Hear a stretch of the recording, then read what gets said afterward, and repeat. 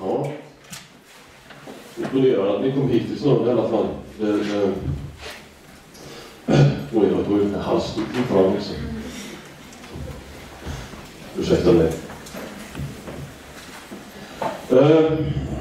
Ja, jag ska prata om det här projektet då som vi hade, Cities as Value Network. Jag har ju slutat i en bok. Jag kan ju skicka ut omslaget här så kan ni få se hur boken som kommer nästa vecka kommer att se ut. Va? Det är så här provtryck som kom ifrån Lettland för några veckor sedan.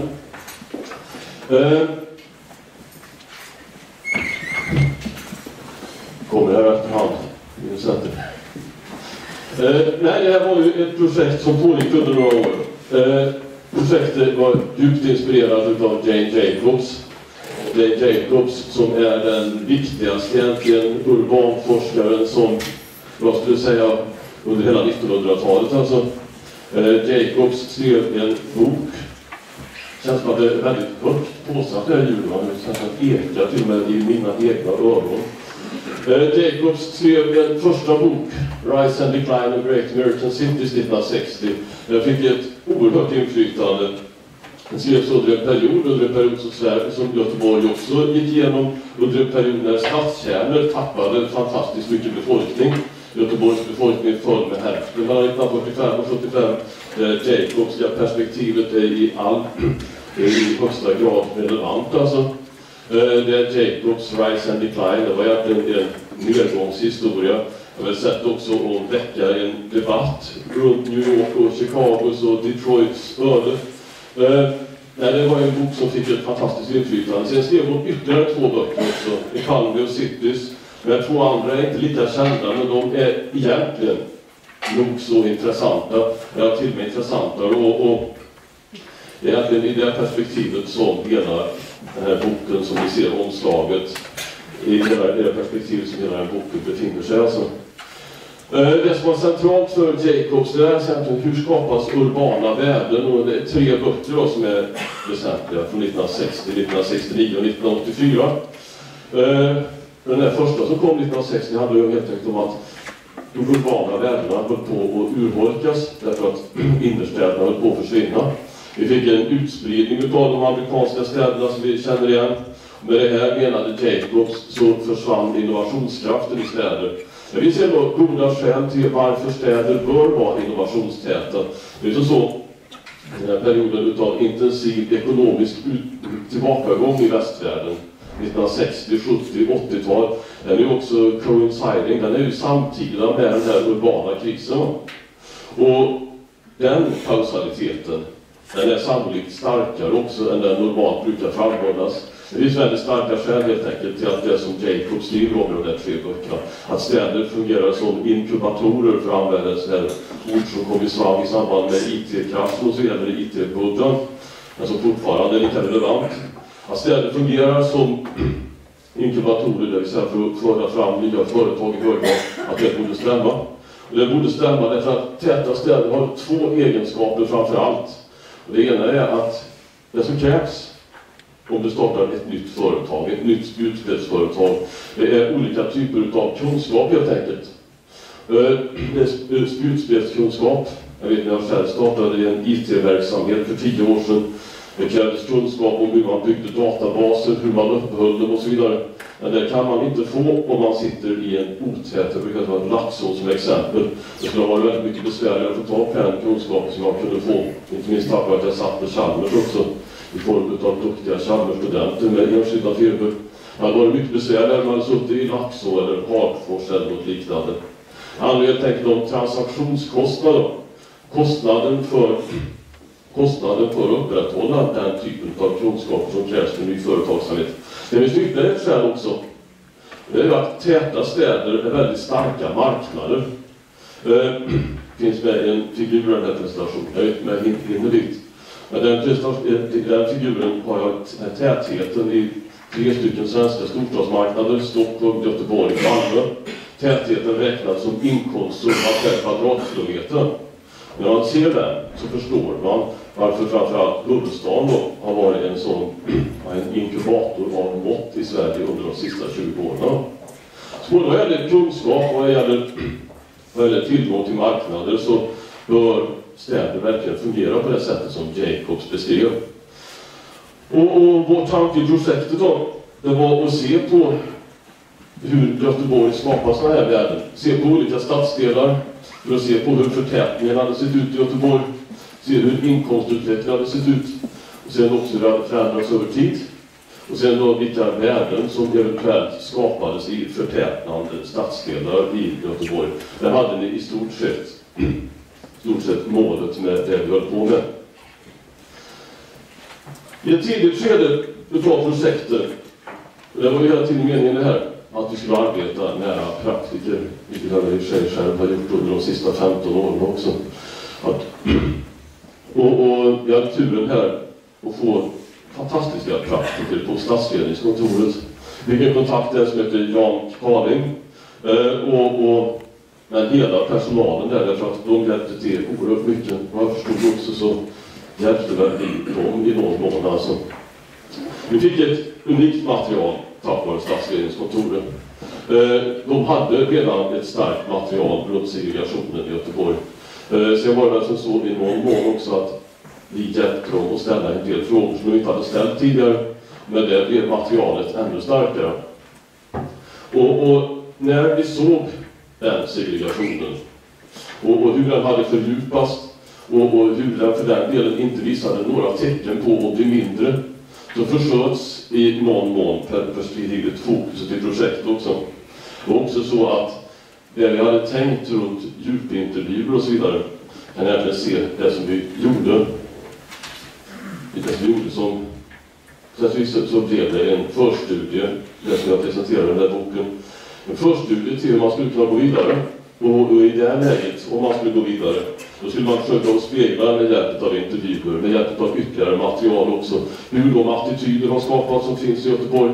Och för den delen också hur människor i olika delar av denna hårdsegregerade stad upplever sin situation eller de värden de har i sina respektive stadsdelar.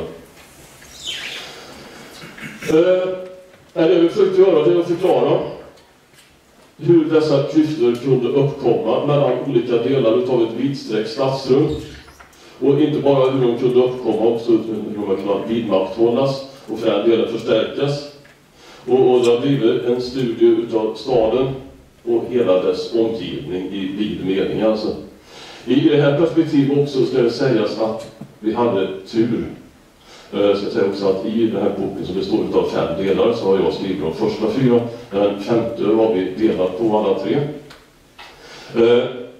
Och det här var omöjligt att förstå Göteborg på det sättet som beskrivs i den här boken. Och som för den delen redan nu, jag har ju skrivit om detta åtskilligt i både GP och GP under det sista året. Det var omöjligt att göra det om jag inte hade haft en makalös tur med 2 andra arbeten som jag gjorde. Redan var att jag gjorde ett stort jobb åt Handelskammaren i Stockholm, om Stockholm, vilket gjorde att man kunde göra en komparation av Göteborg som hade varit omöjlig annars. Och dessutom så var det en väldigt aktiv och duktig fastighetsägare vid namn Christer Wading som tog in mig för ett pågående arbete runt Göteborgs förorter. Och Göteborgs förorter, Göteborg går inte att förstå utan dess förorter i hög grad. Det är till och med så att den centrala delen av Göteborg, om vi definierar som Vasastan och Lorensberg och så vidare, denna centrala del är fantastiskt egentligen. Den har inte ökat befolkningsmässigt sedan 1890. Förstår ni hur Göteborg är en funktion av en ständig utbredning. En ständig utbredning som det är någonting som finns runt om i världen. Jag skulle säga att det är någonting som gör Göteborg riktigt unikt, unicitet. Alltså, så är det den stabila, ständiga, oavbrutna utbredningen. I sådant fall så måste man förstå stan i förhållande till omgivningen. Jag tror att det där som ni ser där är det riktigt basala. Och på sätt och vis så får jag väl skämmas för alla ekonomihistoriker som inte har tagit upp det här tidigare. Det där är Västsverige. Västsverige definierat som Västra Götaland, Västra Götalands län, Hallands län och Värmlands län. Det är väl en hyfsad definition av Västsverige. Mälarregionen, det är länen runt Mälaren, Uppland, Västmanland, Stockholms län och så vidare. Det är bara Göteborg, centralorten i Västsverige. Det som är centralort i mellanregionen, lika självklart där. Här har vi befolkningen i dessa två svenska regioner sedan 1865 fram till 2014. Och då kan vi se att Västsverige, som är en ljusblå pelaren där, är betydligt mer befolkat, har en större befolkning, 1,1 miljon ungefär 1865. Då har Mälarregionen 550 000. Men ni ser sedan oavbrutet, det är alltså att Mälarregionens befolkning ökar snabbare än Västsverige. Och som sagt, i en tid när regioner, vilket har påpekats inte minst i olika former av viktiga dokument i Göteborgsregionen, när regioner har skjutits i förgrunden och regioners betydelse för ekonomisk utveckling, ekonomisk, social utveckling och så vidare. När jag skjutits i förgrunden på det viset så kan man tycka att det borde vara mer uppmärksammat hur en svensk region växer oavbrutet starkare än en annan under en lång tid. Alltså. Jag tror att det är i det där perspektivet som Göteborg ska förstås. Och jag kan säga på rak arm att jag har inte helt grundat ut hur alltså. Men Göteborg som centralort i den här regionen och regionens i någon mån svaghet är det klart att Göteborg kommer att speglas i regionens utveckling. Jämför man de två, då kan man se att Västsverige har 47 000 kvadratkilometer, Mälarregionen är 26 000. Lägg märke till alltså att Mälarregionen är halva storleken mot Göteborgsregionen. Då ser ni också att i inledningsskedet 1865 så är de ungefär lika befolkningstäta. Det som sker här är alltså att den mindre regionen blir tätare oavbrutet under hela perioden. Det innebär då definitionsmässigt, när vi pratar om städers betydelse, att den blir en starkare och tätare marknad. Den får tillgång till mer kvalificerad arbetskraft oavbrutet och det är en utveckling som pågår i 150 år i sånt fall. Det är någonting som gör den regionen mer funktionell. Min gissning skulle vara just att den är mindre, den är tätare från början alltså. Vi sätter fingret i sånt fall på vårt problem, vilket är den enorma otätheten i regionen. Vilket väl i sånt fall också skulle påverka, som jag ser det, hur vi försöker att förhålla oss till både Göteborg och Borås och andra städer. Att tätheten är helt centralt. Den mindre av dem förtätas alltså i ett 2,5 gånger lågt räknat högt tempo snabbare än den större. Och det ställer tydliga frågor om städerna i de här båda regionerna, hur de ser ut, vilka komparativa fördelar de har haft. Och det där var ju också sen, vilket är viktigt i en region som bygger ut kollektivtrafiken, K2020 etc. Det har mycket stora konsekvenser för infrastrukturen och kollektivtrafiken också. Inte bara främja kunskap och marknader. Tänk er en mycket större region som dessutom har mindre befolkning. Där kommer varje kollektivtrafiksatsning och kostar 3 eller 4 gånger så mycket helt enkelt. Därför att den når så mycket färre människor. Och när den dessutom till slut når Grästorp eller Borås eller vad det kan vara. Så har de människorna, därför att man bor otätare. Och då kan du inte uppehålla samma turtäthet här naturligtvis som i den tätare regionen. Så det påverkar på alla sätt. Det påverkar kostnadsmässigt. Det påverkar turtätt kvalitetsmässigt. Vilket då direkt påverkar naturligtvis vilket transportmedel människor kommer att välja.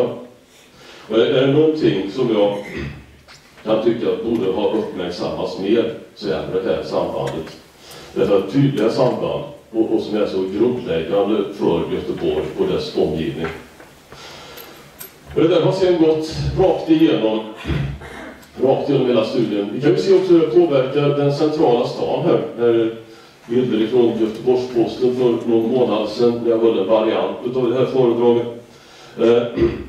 Det är verkligen också ett föredrag under utveckling. Det är verkligen ett pågående lärande i det här som jag har hållit på med. I en sån otät region så blir det naturligtvis så att infrastrukturen blir central, vilket innebär att den ständigt är under utbyggnad.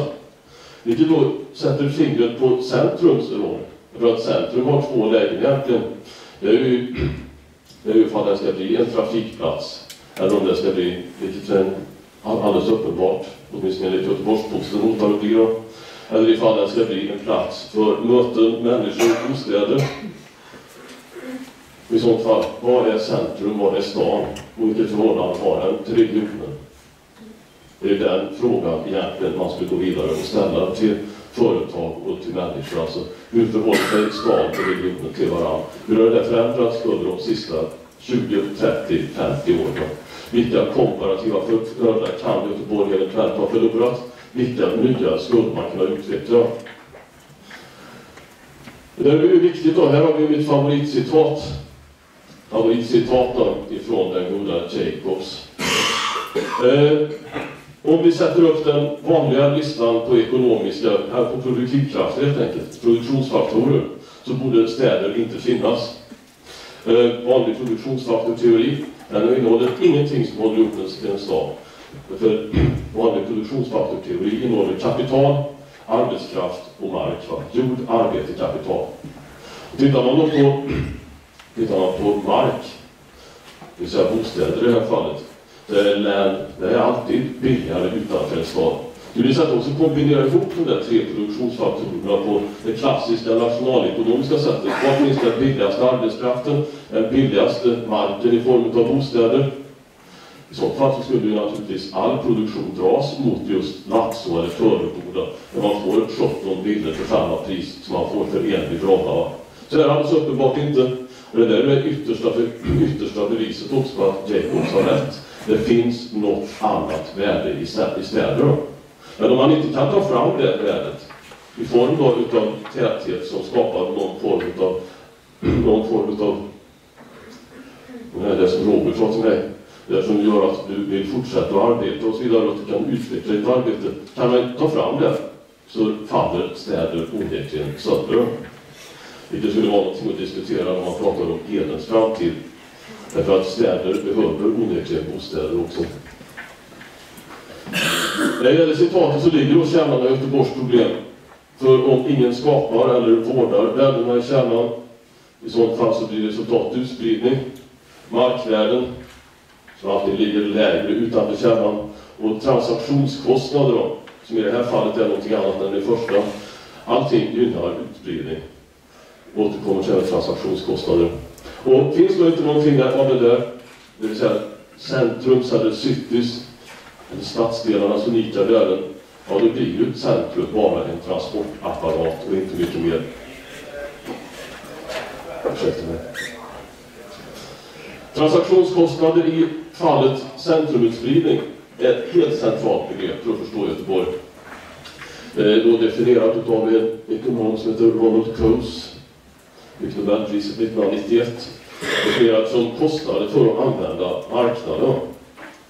Och ett favoritexempel på det där, Coase skrev det där, han tog fram teorin på 1930-talet, en period när företag integrerade mer och mer av sin produktion inom företaget.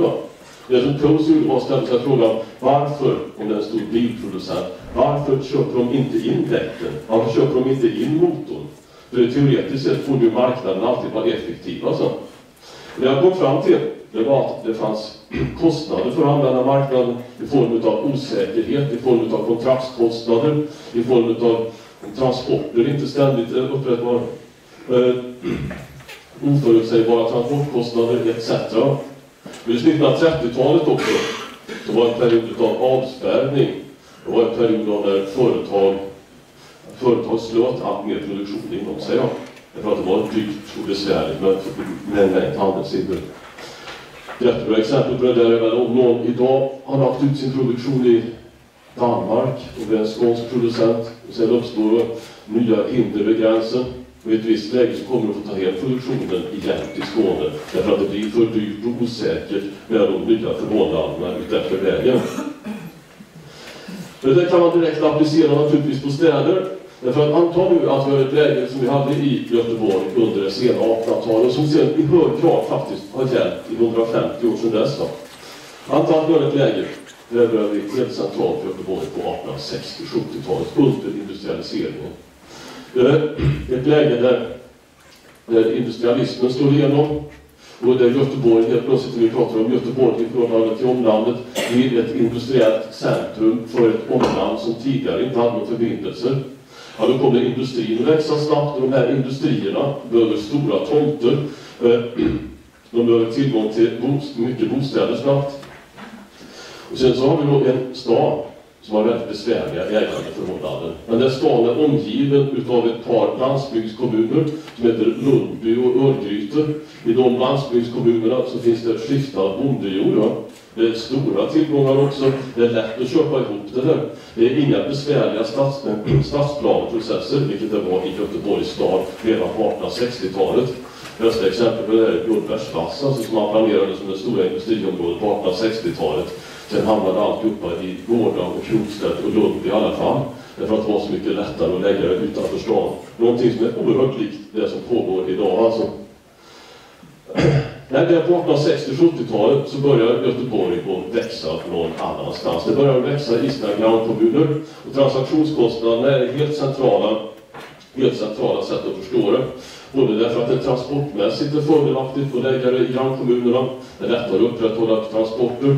Och för den delen det är lättare att köpa ihop mark. Det är lättare planmässigt att anlägga de nya fabrikerna och bostäderna där ute.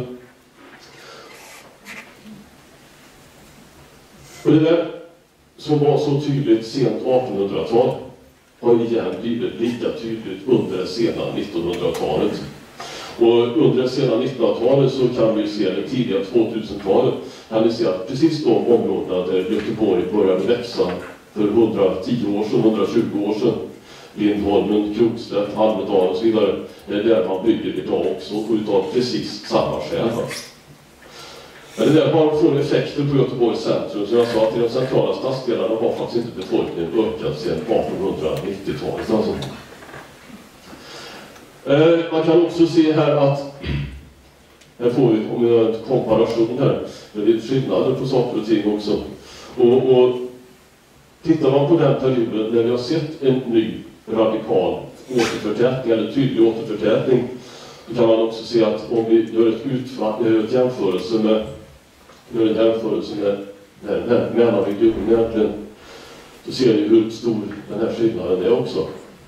Och dessa 5 kommuner som finns där växer befolkningsmässigt. En reflektion av Mälarregionen. Dubbelt så snabbt som Göteborg sedan 1980. Och på en yta som är 80% Göteborgs kommun så har de alltså 1,2 miljoner invånare. Enda problem egentligen som jag ser med det är ju alltså att befolkningstillväxten släpar efter dem. Det är fortfarande en funktion av den utspridning som har pågått under en så lång tid.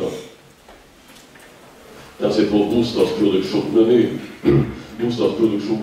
i dessa 2 områden. Vi kan se hur det här har fortsatt under en lång tid. Här har vi täthet och marknaden, det fanns den där. Kan man också se den övre av det som är marknadens täthet i Stockholm. Sen har vi Malmö och längst ner i Göteborg. Så det är klart att man blir en funktion utav sin otäthet på en mängd sätt. Alltså. Och rötterna i det finns under en lång tid. Man kan säga att regionförstoringen är det som har följt oss under längst tid. Och det ska ha skapat ett växande problem i huvudorten. Och man kan säga att detta styr oss fortfarande. Alltså.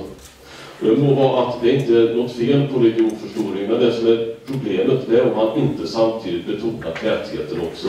Den har fallit bort. Ni kan se en mängd exempel på det i boken när ni får den. På hur det har följt oss. Ni såg där 5 Stockholmskommuner har befolkningsmässigt växt dubbelt så snabbt.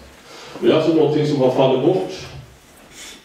Och jag tänker att, ja, som sagt, ekonomihistorikerna har sin del av det. Alltså.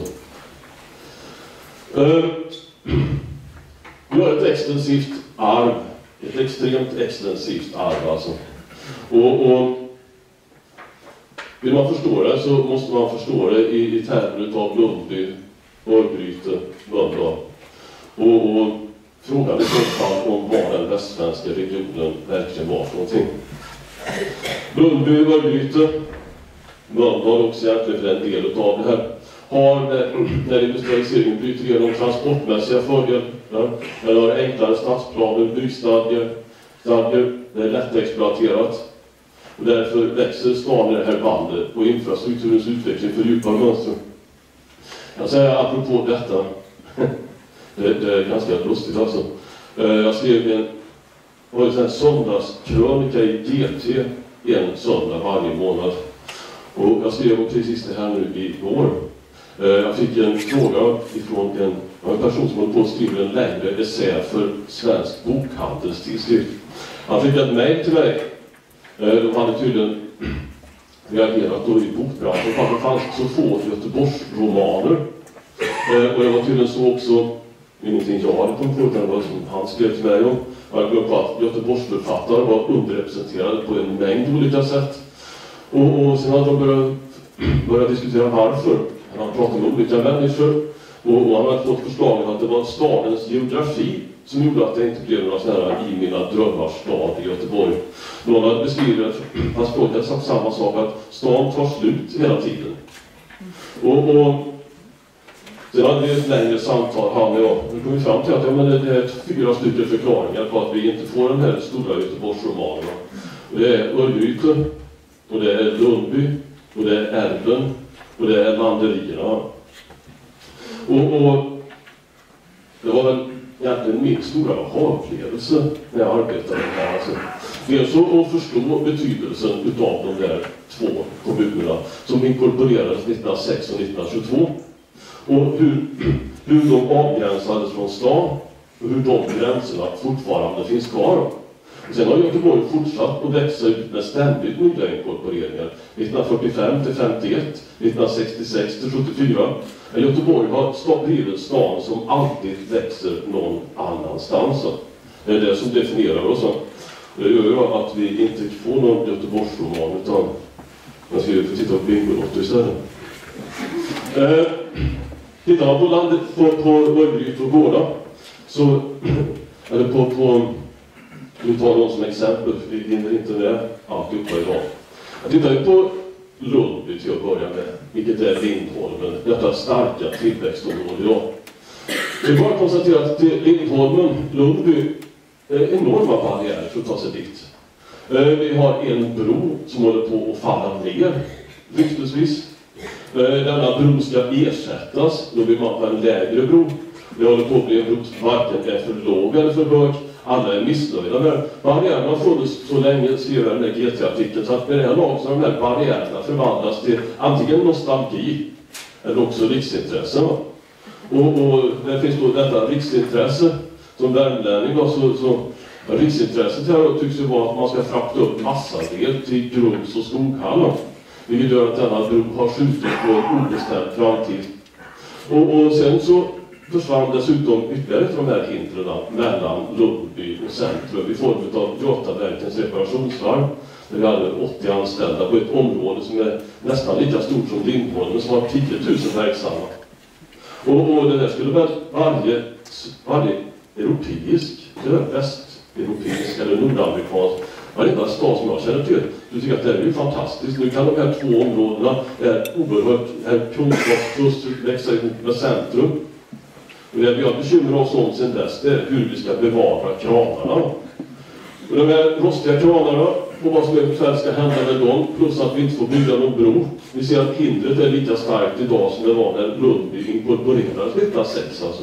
Och till andra hållet så har vi Örgryte, som är Gårda och Krokslätt och så vidare, på fram till ån. På vägen dit till Örgryte så ligger då Landerierna. Landerierna är, jag har alltid umgås med kulturvetare. Och jag har hört detta prat om landerier och jag tänkte vad är det för något? Sen fattade jag att landerierna var nyckeln till att förstå Göteborgs innerstad. Landerierna är det därför jag har kunnat skriva om Ullevi också det sista året. Det var för att jag till slut begrep vad landerierna var för någonting. När Göteborg grundas på 1600-talet, så det är ju en tid av självförsörjning. Att man har det stora omlandet, det är inte stor nytta utav man tar någon järnvägar. Så man får odla sitt eget vete och sina egna pussor som går på vete någonstans. Så det som städer och Göteborgstyp fick då, det var kungliga förläningar i form av landerier. Men landerierna som låg på andra sidan Vallhaven, de brukade stadens borgare, det var det som var meningen med dem. Alltså som så att det var en oklar äganderättslig ställning fram till 1965 faktiskt. Inser man det också så förstår man varför det var lättare att köpa upp bonderjord en bit utanför stan. Men landerierna, de behövs ju egentligen inte längre efter 1860, när järnvägen kommer. Och då började en långsam process utav inlösen utav landerier från 1861 till 1913. Alltså. Sen måste de dessutom, det som finns i Örgryte och Lodby, de måste stadsplaner läggas, det måste finnas byggnadsstadger, brandstadger. Det måste bli ordentliga städer helt enkelt. Då ska de blåsas in för dyra pengar. Det finns ingen gång där egentligen, den där arrendena löper ut alltså. Och stadsplaner läggas, som sagt. Det tar tid. Under tiden växer stan som vanligt någon annanstans. Till slut så när man är framme med de allra sista landerierna efter 1900, det är det som då blir, det är det som kommer att ligga på andra sidan södra vägen helt enkelt. Eden var också ett landeri faktiskt. Då växer redan stan någon annanstans. Så de där landerierna blir aldrig bebyggda. Utan landerierna blir så här bra att ha, ungefär som att har man en skafferi någonstans eller en bild någonstans, och så är den tom. Då kommer den alltid att fyllas upp, det vet varje människa. Och så var det med dessa landerier. Nu behöver vi plats för en norsk sjömanskyrka, ett biopalats, en skola. Vi behöver en ny arena. Lägg det där ute, fast man slutar tänka på det som ett landeri till och med. Lägg det där ute på ödemarken som fungerar som soptipp. Det var faktiskt det som Nya Ullevi var under en period. En soptipp för rostiga järnsängar för den bästa tänkbara marken. Det är en reflektion av att Göteborg växte alltid någon annanstans. Och vi har inte hämtat oss ifrån det fortfarande. Och det har definierat oss i en sån enorm grad alltså.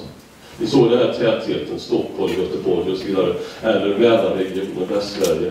Det är som att vi aldrig behövde utveckla någon riktig täthet i Göteborg eller i Västsverige. Vi var någonting annat. Som sagt, jag vet inte riktigt vad det var. Det är bara det att när man gör det här arbetet, och i många fall är ute på helt ny mark, så inser man att frågorna borde ställas på ett annat sätt. Alltså. Varför kunde den här staden utvecklas på ett sådant sätt att tätheten var helt underordnad? Varför kunde man lämna områden av den där typen till att anlägga i princip vad som helst? Och varför har det satt sådana spår i oss? Så att idag är det som sagt antingen är det ett riksintresse eller nostalgi. Och riksintressena, vägtrafiken, det är samma med Heden som också är listat bland riksintressena. För att inte tala om nostalgin i tanken på att man skulle bebygga en parkering och ett gammalt barackhotell från 1947. Det är ju en sån nostalgi där så att jag skrev den där artikeln, jag skrev igår att en nostalgi är så att det darrar i marken och vatten hela vägen bort från rostiga kranarna.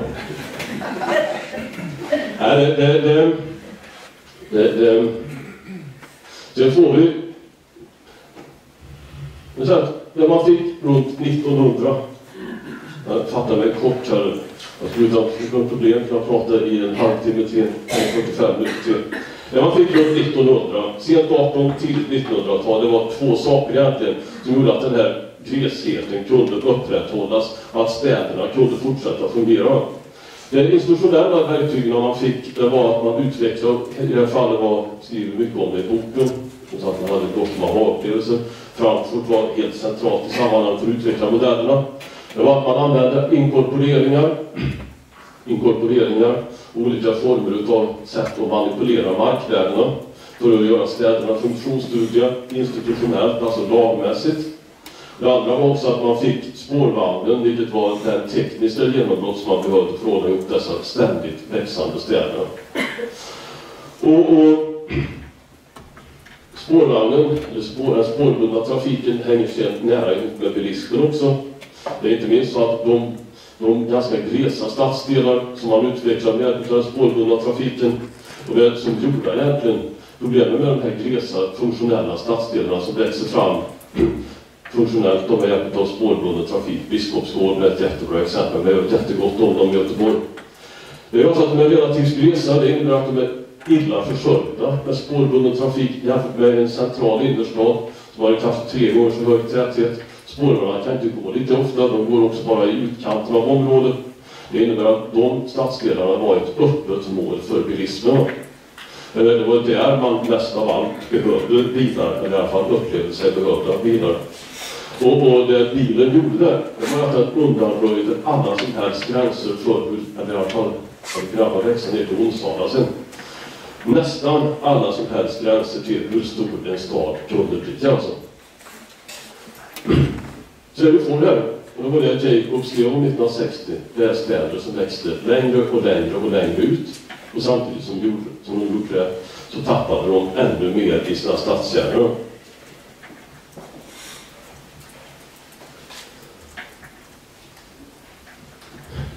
Det är också funktionellt, det är ett citat.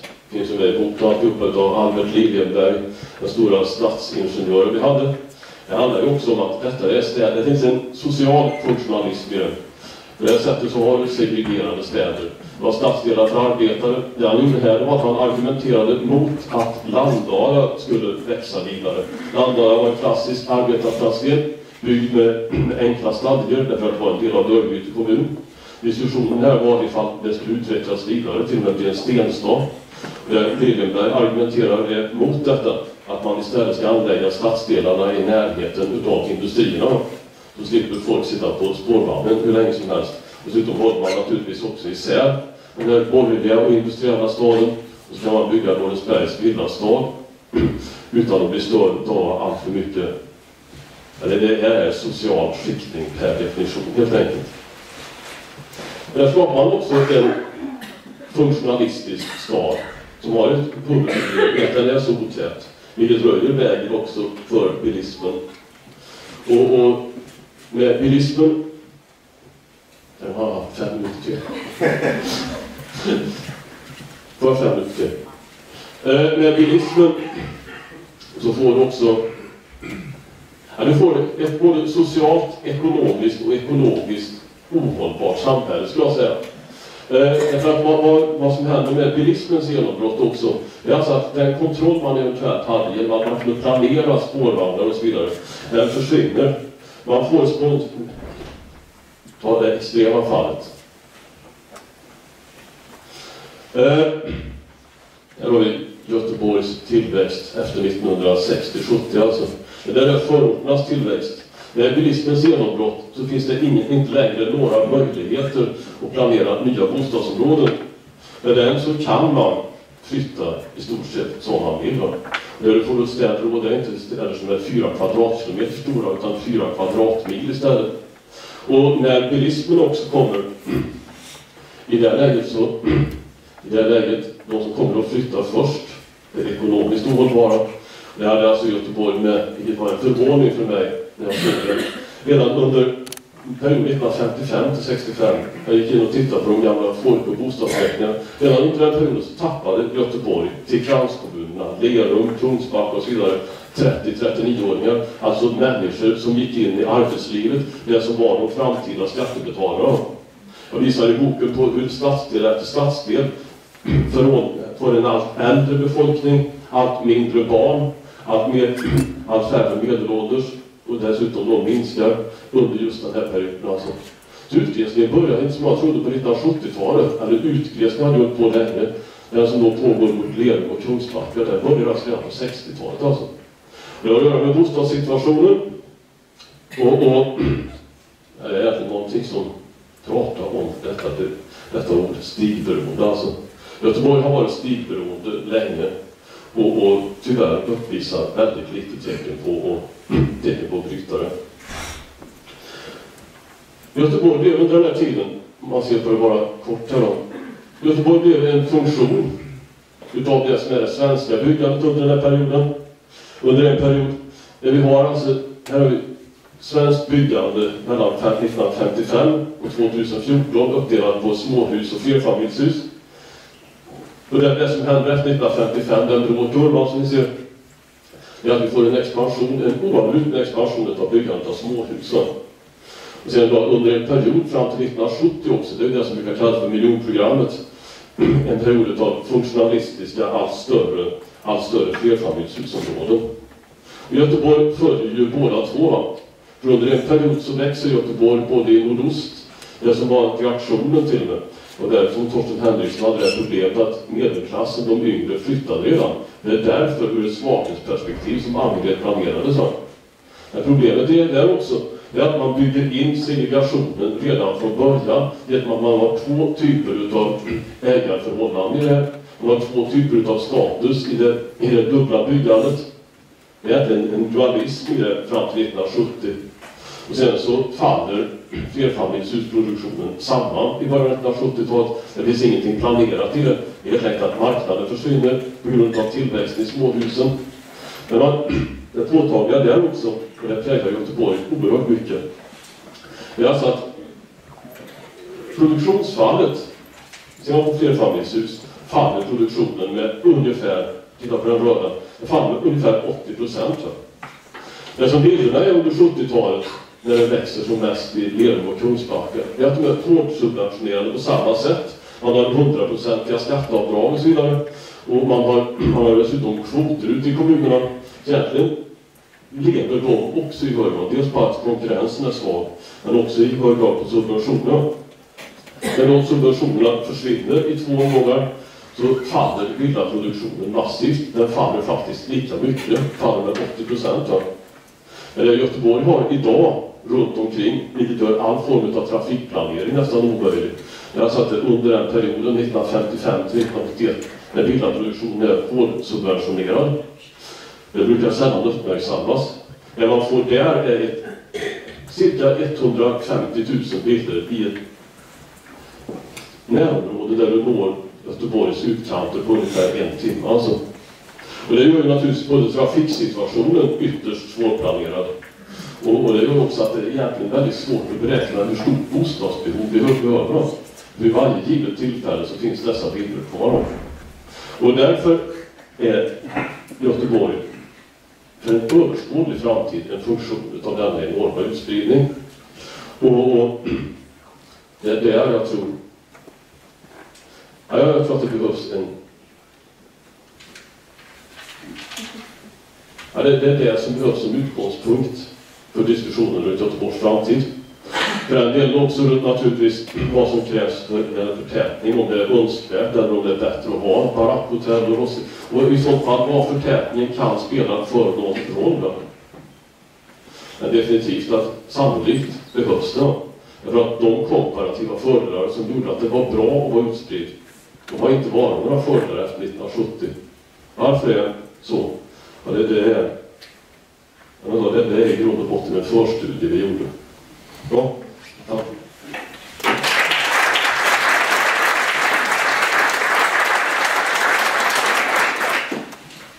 Tack så mycket, Jan. Och då lämnar vi ordet fritt till publiken.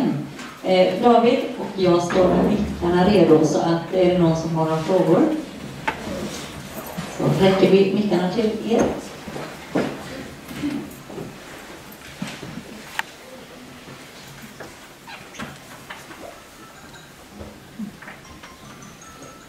Här kommer frågan.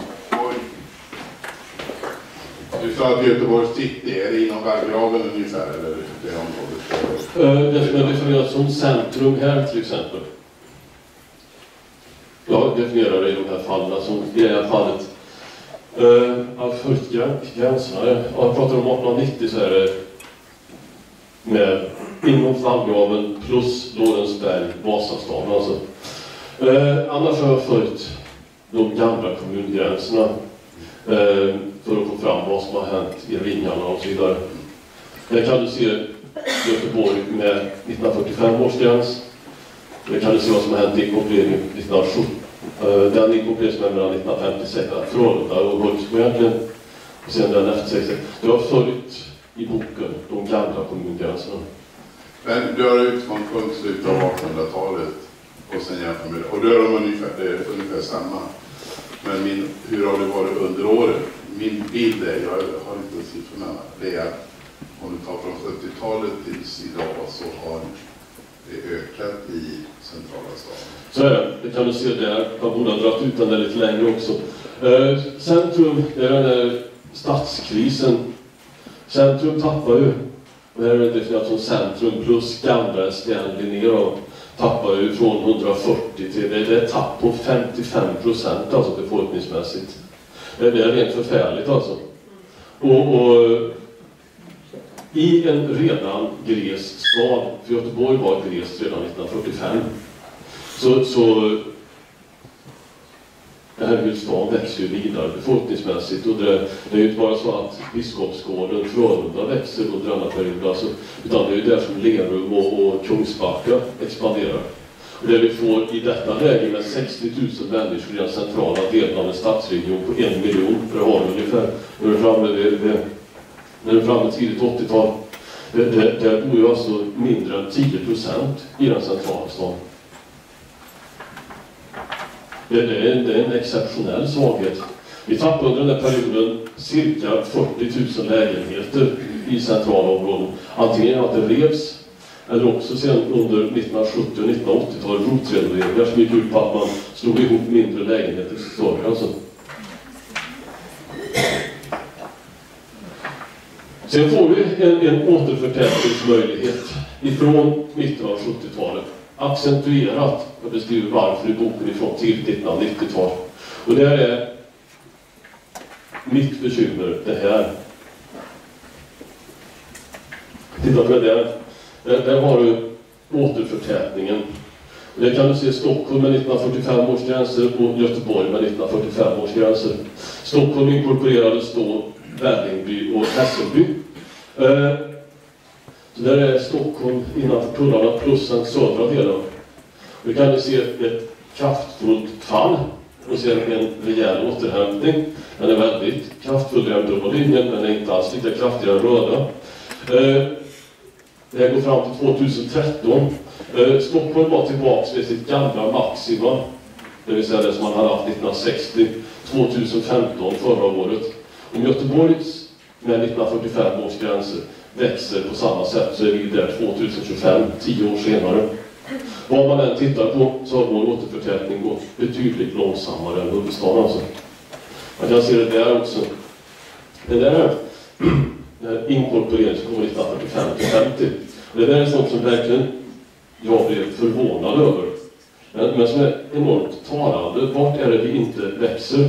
Vad är det som händer med Göteborg efter 1970?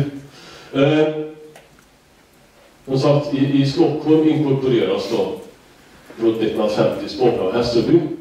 Och i Göteborg inkorporeras det som kommer att bli Frölunda och Högsbo och Backa. Och båda delarna har ungefär samma befolkning där de inkorporeras till 15-20 000. Vi kan se att de växer ganska likadant fram till 1970. Det är Frölunda som kommer, Högsbo, Backa. Och sen så ser ni att den röda linjen planar ut. Då ser ni den blå som fortsätter att växa. Och just där uppe är det ju som inte bara Tensta och Rinkeby ligger utan också Kista förstås. Och mellan den blå linjen, Kista, mellan den och här är ju, de har tur också. De har en förbaskad tur också. Därför att mellan det och Stockholms innerstad ligger ju Solna och Sundbyberg också. Och det är faktiskt så att om man idag räknar på Spånga, Hässelby plus Solna och Sundbyberg så har alltså den här norra utanför, alltså 300 000 invånare då, och skulle vara så att Sveriges tredje största stad. Och därifrån kom ju ruggigt mycket av dynamiken. Vi ser här hur i Göteborg planar det ut. Och vad växer vi då efter 1970? Och vi växer så som vi alltid har gjort. Vi växer.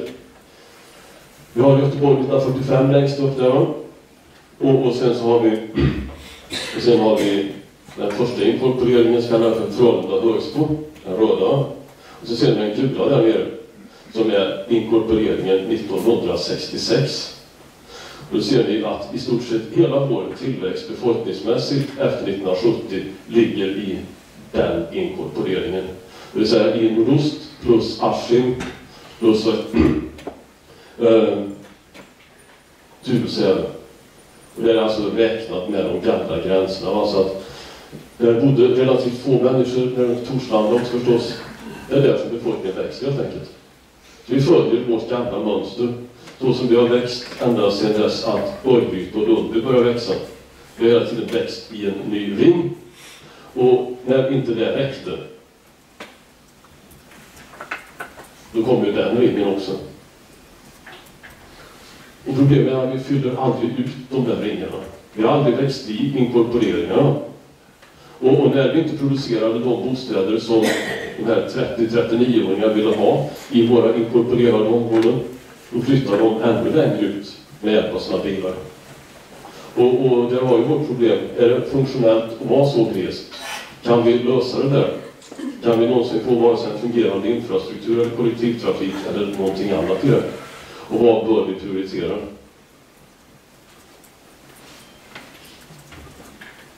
Jag hade en fråga till från publiken. Ja, absolut. Jag prövar att... Eller har du den där bort? Hörs jag eller? Ja. Jo, det svarade på det innan, för att jag funderar på din siffra där att det är samma befolkningstäthet i Göteborg nu som 1860. 90. Ja. Okej. Ja. För då funderar jag just på det här med sammanslagning av lägenheter som du pratar om. Det gör ju förstås att det blir mindre tätt. Och min allmänna fråga är just det. Har ni tittat någonting på det kvadratmeter per invånare och jämfört städer eller jämfört i tid också? För det spelar en väldigt stor roll. Eller det här att skapa förtätning handlar det bara om att bygga mer byggnader eller också inte en fråga om effektivisering av de ytor som finns? Jag tittar på det på det sättet. Jag tittar på det exploratory. Jag har sett hur utvecklingen har sett ut. Och vad gäller bortrenoverade lägenheter, igen, alltså jag var förvånad när jag såg siffrorna. Så hade du en systematik i det, framförallt ifrån 1975 till 1993. Då renoverades det bort 7000 lägenheter, cirka 7000 lägenheter cirka i Göteborg. Så jag får siffrorna rätt. Ja, 7000 i Göteborg. Och i Stockholm renoverades det bort 12 300. Även där hände detta märkliga 1993. Jag beskriver väl de institutionella förändringarna på svensk bostadsmarknad är viktiga. För även där, efter 93, så hände motsatsen. Jag plötsligt började tillkomma lägenheter genom ombyggnader. Vilket inte sällan ställer till statistiken om man inte har koll på det. Och därför är det konstiga uppgifter om att Göteborg byggde mer än 1975. Och fram har rört ihop olika. Därför att även där vändes allting. Så sedan 1993 har det alltså börjat tillkomma väldigt mycket lägenheter genom ombyggnader. Och det har att göra med att hotell och liknande. Jag hade några exempel på Carl Gustavsgatan till exempel, jag tror flera känner till. Hotell, kontor och så vidare blir bostäder igen. Det som har hänt är egentligen en relativ prisförändring. Där bostäder har stigit så pass mycket i pris så bostäder kan konkurrera igen med andra användningsområden. Och det är någonting helt nytt och därför river man centralgarage och man river. Så det fast igen då, när man tittar på dem, men jag har bara kunnat gjort det på ett utforskande sätt. För det är mycket det här faktiskt en förstudie till man skulle kunna göra. Även i det sammanhanget så ser man att tyvärr Huddestad har varit bättre även i det fallet alltså. Men så det är väldigt tydliga tendenser där och med tidigt listigt. Det är med stora förändringar, 70-tal, 90-tal och sannolikt står vi inför något liknande nu alltså. Nu kommer bostadspolitiken att förändras. Jag hade 2 till, kanske hinner med. Kort. Du inledde med att diskutera väldigt spännande kring innovationstäthet. Och den innovationstätheten förutsätter också att det är en kunskapsstad. Och så jämför vi Mälardalen och regionen här. Och här har vi inte en historia av att satsa på utbildning. Kan du se sådana parametrar och har ni sett sånt i materialet också?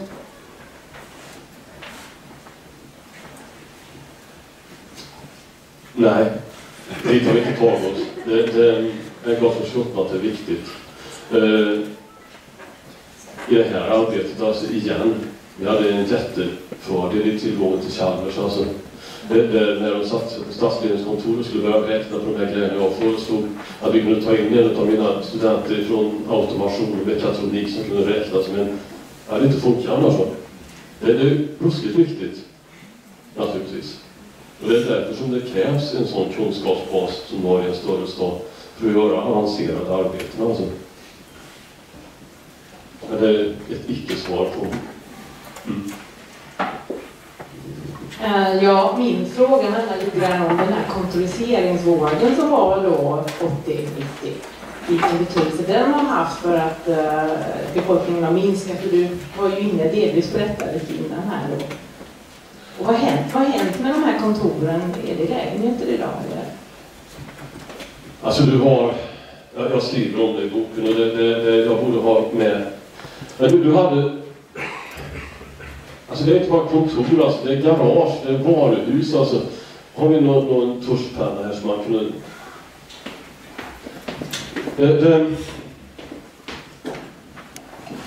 Ja, det var ju bra.